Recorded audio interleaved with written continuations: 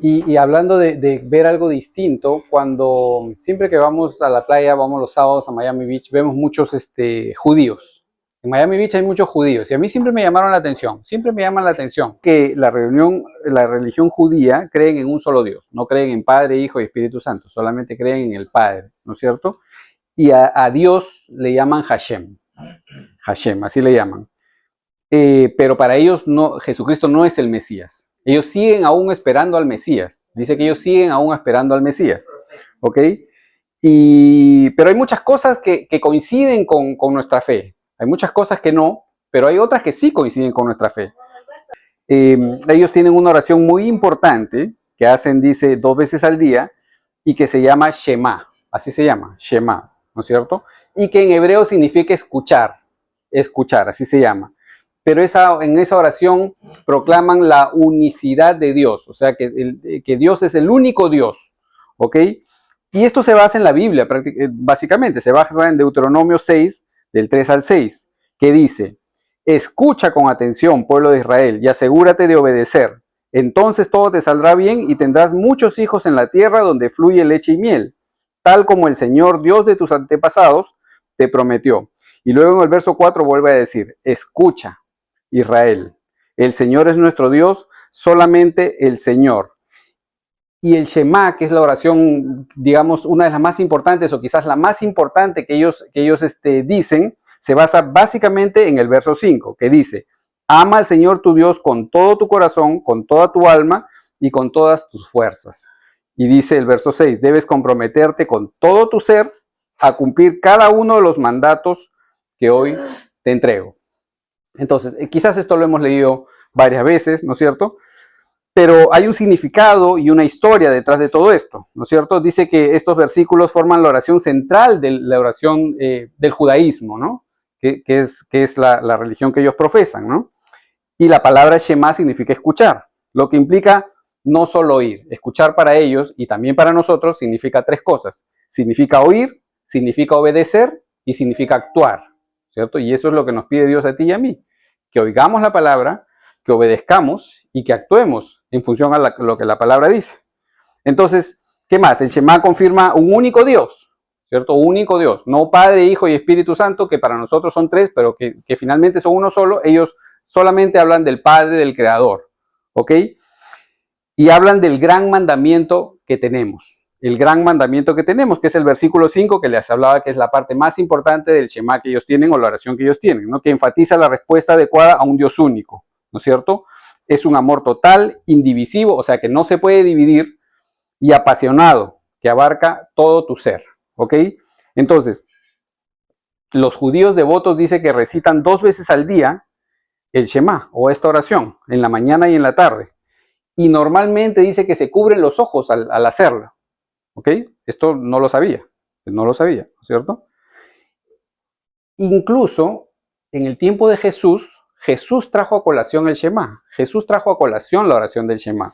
¿Ok? En el Nuevo Testamento, Jesús mismo cita el Shema cuando le preguntan cuál es el mandamiento más importante. ¿Se acuerdan que un estudioso, un erudito de la ley va y quiso hacerlo caer y le pregunta cuál es el mandamiento más importante? Esto está en Marcos 12, 29 y 30, que le dice: de todos los mandamientos, ¿cuál es el más importante? Le preguntó un maestro de la ley. Verso 29, Jesús contestó: el mandamiento más importante es: escucha, oh Israel, el Señor nuestro Dios es el único Señor. Lo mismo que decía en el Shema. Ama al Señor tu Dios con todo tu corazón, con toda tu alma, con toda tu mente y con todas tus fuerzas. Esto le respondió Jesús a este maestro de la ley. Pero él le agrega, y esto no es parte de la Biblia, yo te estoy diciendo, él le agrega uno más y dice que es igual de importante. Jesús mismo agrega algo más a esa oración que los judíos hacen en el Shema, le agrega algo más. Verso 31. El segundo, dice Jesús, es igualmente importante. No dice el segundo viene con no, dice es igual, lo pone en el mismo nivel de importancia. Ama a tu prójimo como a ti mismo. Ningún otro mandamiento es más importante que estos. Entonces dice, él menciona, Jesús, 2 mandamientos principales, ¿no es cierto? Ama a Dios sobre todas las cosas y ama al prójimo como a ti mismo. Ninguno es más importante que el otro. ni amar a Dios sobre todas las cosas es más importante que amar al prójimo, ni amar al prójimo más importante que Dios. Él pone el mismo nivel de importancia para ambos. Por eso es interesante que los 10 mandamientos que recibió Moisés, ¿no es cierto?, esté dirigido a, valga la redundancia, a mandatos o a mandamientos enfocados a nuestra relación con Dios y a nuestra relación con el hombre.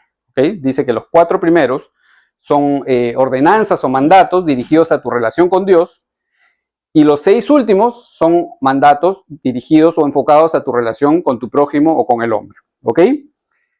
En ambos grupos, los mandatos dirigidos a tu relación con Dios y en los mandatos dirigidos a tu relación con los hombres, hay uno que creo que es el que menos valoramos o el que menos cumplimos. ¿Ok? Y vamos a verlos. Por ejemplo, los 4 primeros que van dirigidos a tu relación con Dios, primero dice, no tendrás dioses ajenos. El segundo dice, no te harás imágenes ni te inclinarás ante ellas. El tercero dice, no tomarás el nombre de Dios en vano. Y el cuarto dice, santificarás el tiempo de reposo. Santificarás el tiempo de reposo. Específicamente el 4, vamos a hablar de él, porque esto se habla en el verso 8. ¿Ok? En el verso 8 de Éxodo 20, del 3 al 17, donde se mencionan estos 10 mandamientos o 10 mandatos. En el verso 8 dice, acuérdate de guardar el día de descanso al mantenerlo santo. Acuérdate de mandar el día de descanso al mantenerlo santo. Y esto los judíos lo hacen, pero religiosamente, ¿no es cierto? Este día es para Dios nada más. Lo que es el Sabbat para ellos es el domingo para nosotros, sí, ¿no es cierto? Es el domingo para nosotros. Sí. Entonces, el verso 8 dice, acuérdate de guardar el día de descanso al mantenerlo santo. Tienes 6 días en la semana para hacer tu trabajo habitual, pero el séptimo día es un día de descanso y está dedicado al Señor. Ese día ningún miembro de tu casa hará trabajo alguno. Esto se refiere a ti, tus hijos, tus hijas, tus siervos, tus siervas, tus animales, y también incluye a los extranjeros que vivan entre ustedes. Pues en 6 días el Señor hizo los cielos, la tierra, el mar y todo lo que hay en ellos. Pero el séptimo día descansó. Por eso el Señor bendijo el día de descanso y lo apartó como un día santo. ¿Ok? Entonces, muchas veces hay cosas que nosotros debemos copiar y cosas que no. A veces copiamos lo malo y no copiamos lo bueno. Pero dedicarle el día al Señor es bien importante, independientemente si eres judío o eres cristiano, ¿no es cierto? Si crees en Jesús o no. Para nosotros, el día dedicado a Dios es el primer día de la semana y es el domingo. Y ese día se lo tenemos que entregar a Dios, ¿no es cierto? Entonces, decide dedicar el día de reposo a Dios. Esos son los 4 mandamientos que nos relacionan con Dios, que nos dan digamos, ¿cómo sería? Leyes, ¿no es cierto? Leyes que van a dirigir nuestra relación con Dios, ¿no es cierto? Que nos conectan con Dios. Y a partir del 5 ya son leyes que nos obligan a tener relación con nuestro prójimo de una manera en particular. Por ejemplo, el 5 dice honrarás a tu padre y a tu madre. El 6 dice no matarás, no cometerás adulterio. El 7 no hurtarás, no harás falsos testimonios contra tu prójimo. Y el 10 dice no codiciarás bienes ajenos. De los 4 primeros, yo creo que el que menos importancia le damos es el 4, ¿no es cierto? Santificarás el día de reposo, porque muchas veces no hacemos eso. Y de los otros 6, ¿no es cierto? Nos preocupamos, muchas veces nos preocupamos por honrar a nuestro padre, evidentemente no matamos, no cometemos adulterio, no oramos, pero no le damos mucha importancia al 9. O quizás sí se la damos, o pensamos que se la damos, pero en la práctica no lo hacemos. Porque no darás falso testimonio contra tu prójimo es no hablar mal de tu prójimo, ¿no es cierto? Es no criticar a tu prójimo, ¿no? No ir y con el chisme de lo que pensaste, de lo que piensas de tu hermano, que hizo, que no hizo, que por qué, que eso es, somos campeones en eso, ¿no es cierto? Somos campeones en eso, ¿no es cierto? Pero es un tema de decisión, ¿no es cierto? Es un tema de decisión, porque por naturaleza nosotros, nos gusta, pues, ¿no? Nos gusta el chisme, nos gusta, ¿no? Es por naturaleza, pero uno tiene que decidir no hacerlo. Y tiene que ser radical. Por eso digo, si no tienes nada que bueno que decir, mejor no digas nada. El otro día veíamos con mi esposa una prédica y un pastor hablaba de un video yo no veo mucho el tema de los videos virales y todo eso, ¿no? Pero dice que hay un video viral en redes que de un niño pequeño de 3 años y al frente se pone papá y mamá y los dos lo llaman, ¿no es cierto? Y se divierten con la duda del bebé a ver hacia dónde va, ¿no? Ven, hijo, ven, ven, ven, ven. Y creo que todos hemos hecho eso, la verdad. Creo que todos hemos hecho eso, ¿no? Y tú ves la incertidumbre del bebé que no sabe dónde ir, ¿no es cierto? Porque va para allá y mira a la mamá, y luego va para allá y mira y no sabe, ¿no? Entonces, dice que ese video se volvió viral, un video que se volvió viral, ¿no? Que en realidad parece gracioso, pero no lo es. No es una situación graciosa, no es una situación agradable, ¿no? Ni en un niño, ni en un adulto, ¿no? Ni en un adulto tampoco, porque eso nos pasa a nosotros también. Digamos, no con el mismo contexto, pero siempre andamos tomando decisiones entre una cosa y la otra, ¿no es cierto? Entre venir a la célula y quedarte a descansar porque estás cansado, ¿no es cierto? Mi hermano se fue todo el día a Boca Ratón y viene de trabajo de frente acá, ¿no es cierto? Y acá está, ¿no? Entonces él podía decidir, no, yo estoy cansado, voy a casa, voy a ver a mi mamá, ¿no es cierto? Pero siempre estamos en esa incertidumbre y en esa situación de decidir entre una cosa y otra, ¿no? Así como ese niño que del video viral, tú y yo también vivimos lo mismo, ¿no? Te preguntas, ¿a quién le presto atención? ¿No? ¿A qué le presto atención? ¿No es cierto? ¿Qué decido hacer hoy? ¿No es cierto? ¿A quién le doy prioridad cuando te levantas? ¿No? Cuando te despiertas, ¿a quién le das prioridad? ¿A mis hijas? ¿A mi esposa? ¿A Dios? ¿Mi trabajo? ¿Me meto a mi trabajo a ver qué correos han llegado? Eso es parte justamente de una decisión que uno toma, ¿no? O duermes un poco más o buscas a Dios, ¿no? Y si duermes un poco más, te levantas y ya no vas a tener tiempo de buscar a Dios, ¿no es cierto? Entonces, te levantas y preparas el desayuno a tu familia o te vas y no tomas desayuno, ¿cierto? Entonces, el caso del video del niño es penoso, es doloroso, ¿no? Y la verdad es que así es toda nuestra vida, ¿no? La mía también, ¿no? Incluso a veces tratamos de complacer a todos, ¿no? ¿Conocen gente que quiere complacer a todo el mundo? Yo debo confesar de que no estoy muy interesado en complacer a todo el mundo, pero sí conozco gente que le gusta, que se estresa por complacer a todo el mundo, que anda cargado por complacer a todo el mundo, ¿no es cierto? Y te dice, y le da responsabilidad y te dice, tranquilo, yo cumplo con todo. No, yo puedo hacerlo, ¿no? Yo voy al trabajo, luego a la casa de la familia, almuerzo, el cumpleaños, y luego salgo con los chicos, y luego los amigos para hacer deporte, y luego la reunión con los hermanos de la iglesia, y dices no, porque si no voy a tal reunión se van a resentir conmigo, ¿cierto? Entonces quieres complacer al hermano, ¿no? Porque si no se resiente, ¿no?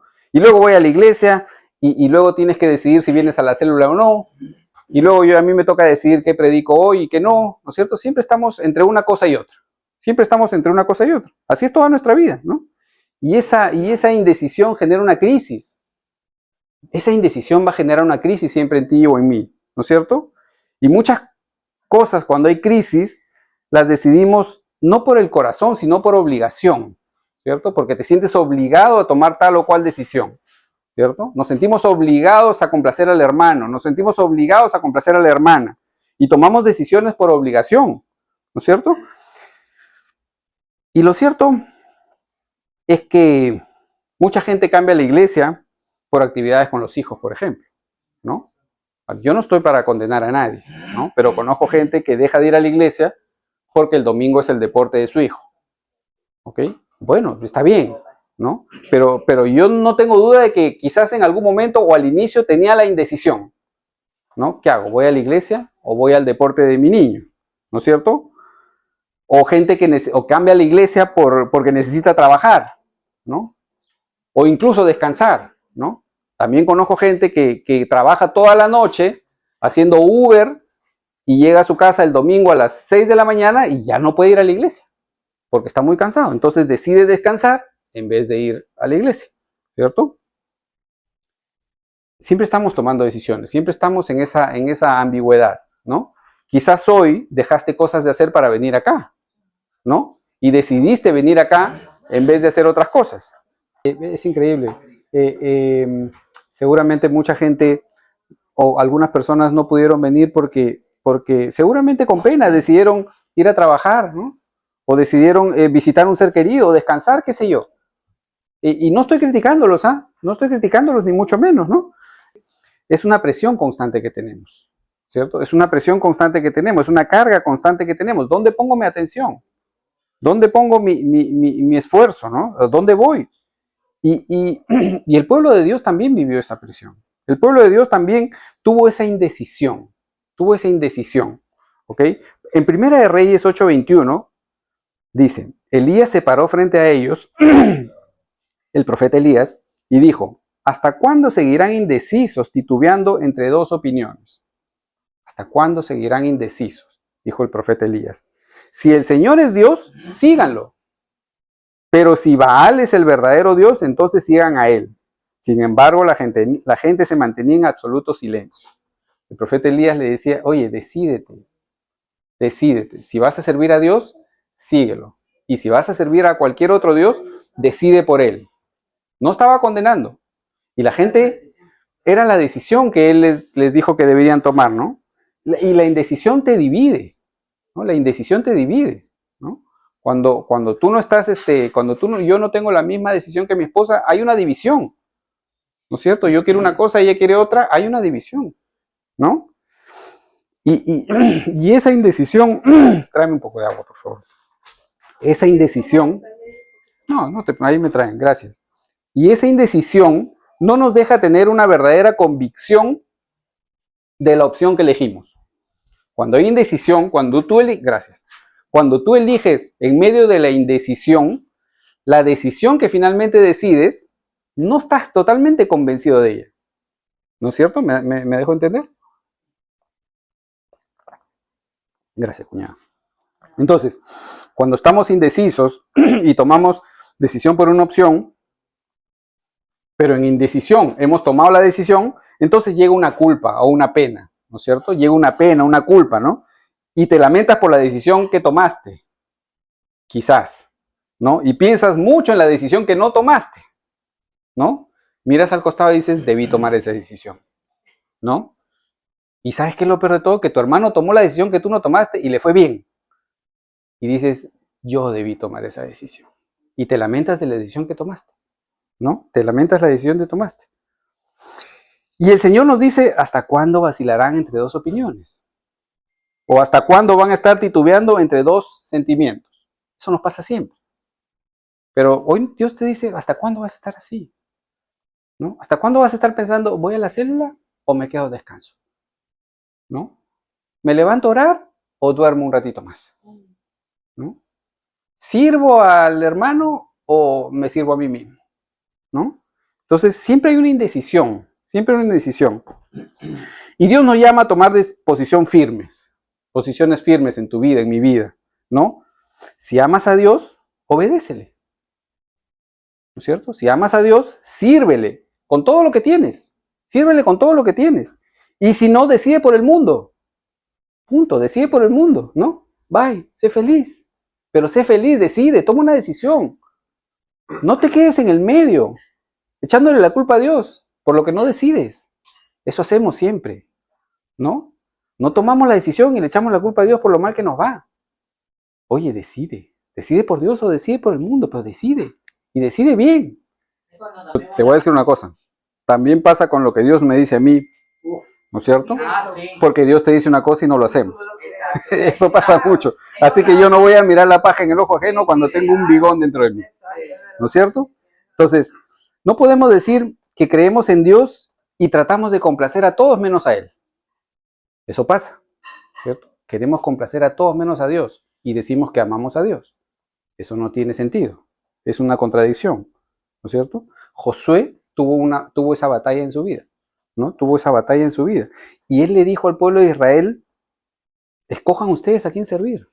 En otras palabras se lo dijo, ¿no? Pero dijo, ustedes sirvan a quien quieran. Si al Dios de sus padres, que eran los dioses de Egipto, al Dios de los amorreos, que era el Dios de las tierras que alrededor de ellos, o al Dios al que sirvo yo. No sé ustedes, ¿no? Les dijo, hagan ustedes lo que quieran. Un poco más y le dice, no me importa lo que hagan, pero mi casa y yo le vamos a servir a Dios. ¿Cierto? Mi casa y yo le vamos a servir a Dios. Él decidió, ¿no es cierto? no se contaminó, ni siquiera obligó a nadie, ni siquiera obligó a nadie. Porque él dijo, sirvan ustedes al Dios, a los dioses de sus padres, a los dioses de los amorreos, pero ustedes vean a quién sirven, ¿cierto? Yo ya no quiero saber más, un poco más y dice, yo ya no quiero saber más. Yo voy a servir a mi Dios y ustedes vean a quién sirven. ¿Sí? Sí, claro. Dijo, es tu decisión, ¿no es cierto? Decide, pero decide, digamos, con firmeza, con carácter. No decidas un día acá y al otro acá, y un día decido acá y el día del siguiente me arrepiento de lo que decidí. No, decide, avanza, ¿no es cierto? Y hoy seguimos viviendo esa misma presión. Tú y yo seguimos viviendo esa misma presión, ¿no es cierto? Pero lamentablemente no tenemos muchos el mismo carácter que Josué, ¿no? Ojalá lo tuviéramos, ¿no? Para decidir sin titubear, para decidir sin justificarnos, para decidir sin culpa, ¿no? Con total y absoluta convicción de que lo que hacemos le da la gloria a Dios, ¿no es cierto? Mira, nada de lo que Dios te pide a ti o me pide a mí, por duro y difícil que parezca, es imposible. Nada de lo que Dios te pide es imposible. Puede ser muy difícil, puede ser muy duro, puede ser retador, pero no es imposible, ¿no es cierto? No es imposible. Y no solamente no es imposible, sino que nos conviene hacer lo que Dios nos pide. Nos conviene hacer lo que Dios nos pide. Por ejemplo, Primera de Tesalonicenses 5:17 dice, orad sin cesar. ¿Cómo entienden eso de orar sin cesar? 24 horas al día estar clamando, tirado no, ¿cierto? A veces queremos ser muy, muy literales y decimos, orar sin cesar es imposible, ¿cierto? Pero nos conviene hacerlo, nos conviene hacerlo. Eso no significa pasar todo el día entero de rodillas, significa mantener una actitud de dependencia de Dios, ¿cierto? Vas en tu carro y vas dependiendo de Dios, ¿cierto?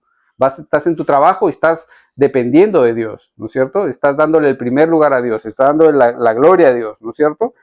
Orar sin cesar es recordar su presencia contigo siempre, recordar su favor, vivir con gozo todo el día, aún en la prueba. Eso es orar sin cesar. Gracias porque estoy lavando los platos, porque serví ahí mi comida, porque ahí comí. Gracias. Exacto. Por todo esto que estoy haciendo, todo es orar, eso es orar sin cesar. Exacto. Colosenses 3:23 dice, y todo lo que hagan, háganlo de buen ánimo. Todo lo que hagan, háganlo de buen ánimo, como para el Señor y no para los hombres. El problema es que muchas veces lo que hacemos lo hacemos para el hombre, lo hacemos para el vecino. Para el Señor, no para el hombre. Lo que me hicieron en mi trabajo, no. Exacto. Tú eres obediente porque tú eres un hijo de Dios que está dando testimonio. Y la gente dice, ¿por qué a veces no confían en nosotros? Porque no damos ese testimonio. Porque cuando nosotros somos ese amor en todos los lugares que llegamos, hasta con nuestro jefe, llega el momento donde dice, pero hay diferencia. Se marcó la diferencia. Y hay Sí. otros que dicen, somos cristianos, pero a la hora de dar el testimonio y demostrar así como ella dijo, yo quiero que todo quede bonito, yo quiero que todo quede bien, y más para el Señor. Exacto, Porque exacto. lo hace, claro, Yo creo que el mensaje central que Dios nos quiere dar esta noche es que todo lo que hagamos, lo hagamos como para el Señor. Todo lo que hagamos, lo hagamos para el Señor. Todo lo que hagan, otra versión dice, y todo lo que hagan, háganlo de corazón como para el Señor y no como para la gente. No como para la gente. Mira, si vas a hacer algo por tu hermano, hazlo como para el Señor. ¿No es cierto? Hazlo para agradar a Dios, no para agradar a tu hermano. Hazlo para agradar a Dios. Lo que haces, hazlo para agradar a Dios. Un trabajo fuerte, la carga es más liviana. Tú no te imaginas cuánto cuando tú haces las cosas como para Dios, trabajo pesado, lo que sea, o sea, sin quejarte y fijando tu mirada en Jesús, se pasa rápido, lo haces rápido. O sea, la carga es súper más liviana, súper. Sí, claro. A mí me ha pasado, yo acostumbro a hacerlo. Y sí, la gente dice, pero porque, o sea, otra persona te dice, pero no hagas eso no te corresponde. Sí, pero es que yo no se lo estoy haciendo a la que me está pagando, yo se lo estoy haciendo a Dios. Exacto, exacto. De arriba es que viene la recompensa. No es que Dios nunca deja una deuda sin pagar. Sí, claro. Dios no es deudor de nadie, ¿no es cierto? Entonces, si vas a los casados, ¿no? Si vas a hacer algo por tu esposa o por tu matrimonio, hazlo para agradarle a Dios. Hazlo para agradarle a Dios, no a tu cónyuge. El problema es cuando hacemos las cosas para agradar al cónyuge. El problema es cuando la esposa hace las cosas para agradar al esposo o para agradar a los hijos. No, hazlo para agradar a Dios. Si vas a hacer algo por tus hijos, hazlo para agradar a Dios. Por eso trabajamos en ser buenos esposos, en ser buenos padres, en ser buenos hijos, en ser buenos siervos, para agradar a Dios. No para agradar a mis líderes ni a mi pastor, para agradar a Dios. ¿No es cierto? Tenemos que demostrar a tu hermano, a tu esposa, a tu padre, a tu madre, que son importantes, pero que por encima de ellos está Dios. Por encima de todo está Dios, por encima de todos, ¿cierto? Entonces a veces nos afanamos por agradar a la gente, a uno, a otro, y nos olvidamos de agradar a Dios. En el proceso, incluso desagradamos a Dios, quizás, porque nos afanamos tanto, a Dios no le gusta el afán, ¿no es cierto? A Dios no le gusta el afán. Yo me levanto temprano y hago mi devocional y preparo el desayuno, ¿no? Y Dios me decía, no lo hagas para agradar a tus hijas ni a tu esposa, lo haces para agradarme a mí. Entonces, lo que tú haces, el esfuerzo que haces, hazlo para Dios. Piensa que es para Dios, piensa que es Dios el que está recibiendo tu sacrificio, tu esfuerzo, tu dedicación, es Dios el que está recibiendo eso. Entonces, tú vas a hacer algo para tu hermano, para un matrimonio que está pasando un problema, hazlo como para Dios, no para agradar a tu pastor, no para agradar a tu amigo, no, hazlo para agradar a Dios, ¿no es cierto? Agradecido por los hermanos. Miren, hermanos, con todo el cariño que les tengo, ¿no es cierto? Con el cariño y el amor que les tengo, yo no hago la célula para agradarlos a ustedes, yo lo hago para agradar a Dios, ¿cierto? Todo el servicio que mi esposa hace no es para agradarlos a ustedes, es para agradar a Dios, ¿cierto? Y tú y yo tenemos que enfocarnos en agradar a Dios. A Él tenemos que enfocarnos. Y de la misma manera que yo lo hago para agradar a Dios, ustedes no vienen acá para agradar a Mónica. Ustedes vienen aquí para agradar a Dios, ¿no es cierto? Porque esa es la motivación que tenemos que tener, agradarlo a Él. Un pastor decía, ¿no? Y esto es fuerte, porque decía, nada de lo que tú hagas por tus hijos te asegura que ellos van a escoger correctamente. Nada de lo que hagamos por nuestros hijos va a asegurar que ellos escojan el camino correcto, ¿cierto? Entonces, lo que hagas por tus hijos, y Dios me decía, lo que hagas por tus hijas, hazlo para agradarme a mí. Lo que hagas por tu esposa, hazlo para agradarme a mí. No busques que se agraden ellas primero que yo, porque esa es una motivación incorrecta. Y eso nos lleva a la carga, al estrés, ¿no es cierto? A la desazón, ¿no es cierto? Porque nadie va a poder complacerte como Dios te complace. Nadie te ama como Dios te ama. Entonces, no busques complacer a tu cónyuge, a tus hijos, ¿no es cierto? Ama a tu esposa, sí, ama a tu esposo, pero busca complacer a Dios. Busca complacer a Dios. Hay gente que no va a la iglesia y le pide perdón al pastor. O gente que no viene a la célula y me dice, hermano, perdóname, no pude ir. A mí no me importa. Pídele perdón a Dios, ¿cierto? El que te extrañó, el que más te extrañó fue Dios. ¿No es cierto? No sé si sonó bien, pero el que más te extraña es Dios. Claro, aunque somos importantes unos a otros. Todos somos importantes, ¿no? No, yo hablaba con Mike, ¿no? Y a mí me agrada Mike, porque Mike sale de la iglesia, se va a trabajar, muchas veces, entonces yo también a veces no podía ir a la iglesia eventualmente, o no iba a la reunión de matrimonios porque tenía que trabajar. Pero Dios ve aún tu actitud en esas situaciones, ¿no? Cuando tú lo haces para agradarlo a Él, ¿no? Mira, vamos a volver a Deuteronomio 6, 4 y 9, ¿ya? Dice, oye Israel, Jehová nuestro Dios, Jehová uno es. Y amarás a Jehová tu Dios de todo corazón, de toda tu alma y con todas tus fuerzas. Y estas palabras que yo te mando hoy estarán sobre tu corazón.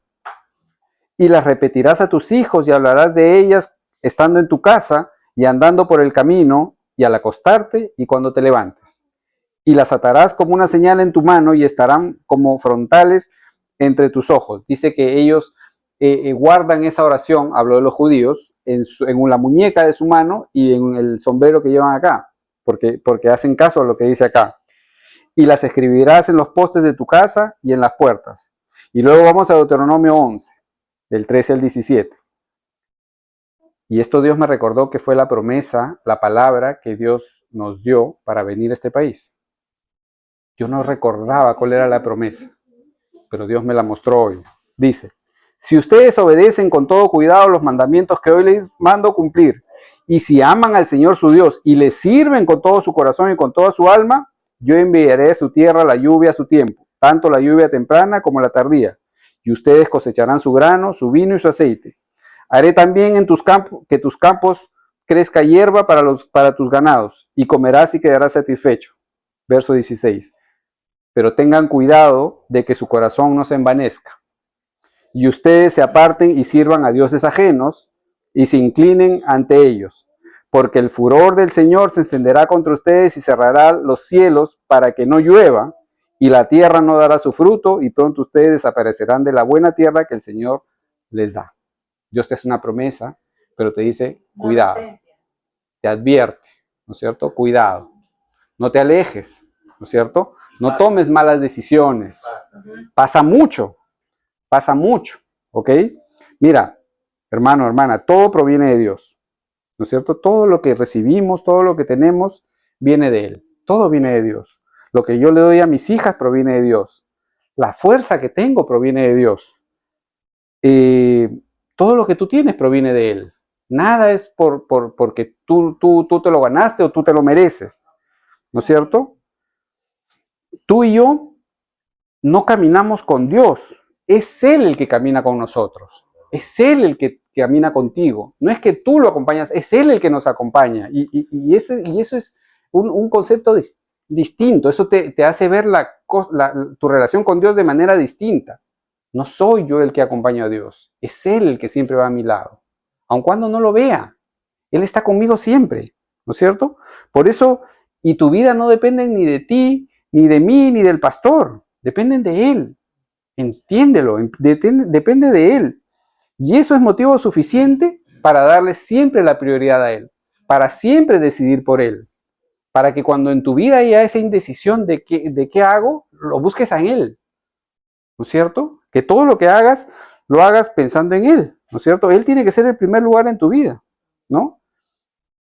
En la vida hay tiempo para todo. Tú puedes decidir ir al trabajo, ir a una reunión, ir a llevar al deporte a tus hijos, ¿no es cierto? En vez de ir a la iglesia, pues hay tiempo para todo, ¿no es cierto? Y eso está en Eclesiastés 3, 1 y 8. Hay tiempo para todo. El problema es cuando queremos hacer todo para agradar a todos, ¿cierto? Y mucha gente vive así. Quiere hacer de todo para agradar a todos, ¿no?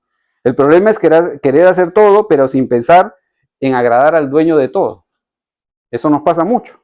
Y entonces se pierde el gusto y el placer por hacer las cosas y todo se convierte en carga. Cuando tú quieres agradar a todo el mundo, todo lo que haces se convierte en una carga pesada. Se convierte en carga pesada y aún las bendiciones se convierten en carga cuando quieres agradar a todos. Porque muchas veces no las disfrutas. ¿Sabes por qué? Por el afán. Porque te afanas.